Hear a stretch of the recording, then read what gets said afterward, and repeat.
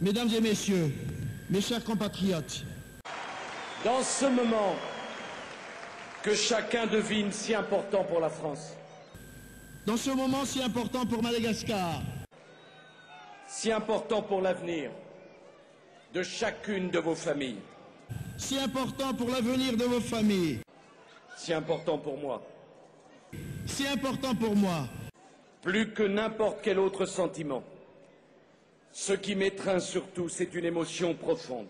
le sentiment qui m'envahit est une émotion profonde. Cette émotion,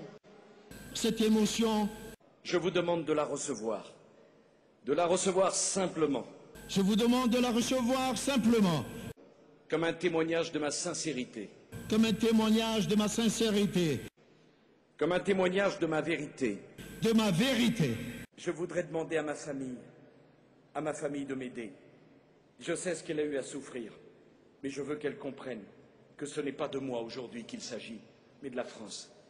Mais aujourd'hui, je vais vous demander à vous, ma famille politique et mes amis, de m'aider une fois encore pour favoriser le grand dessein d'unité nationale qui est le mien. Je veux que vous compreniez que ce n'est pas de nous qu'il s'agit, mais de Madagascar. Je veux demander à mes amis Je demande donc à mes amis de me laisser libre, de me laisser libre, libre d'aller vers les autres, libre d'aller vers les autres, vers celui qui n'a jamais été mon ami, libre d'aller vers celui qui n'a jamais été mon ami, qui n'a jamais appartenu à notre camp, qui n'a jamais appartenu à notre camp à notre famille politique, ou à notre famille politique, qui parfois même nous a combattus. et parfois même qui nous a combattus. Parce que lorsqu'il s'agit de la France, Car lorsqu'il s'agit de Madagascar, il n'y a plus de camp. il n'y a plus de camp.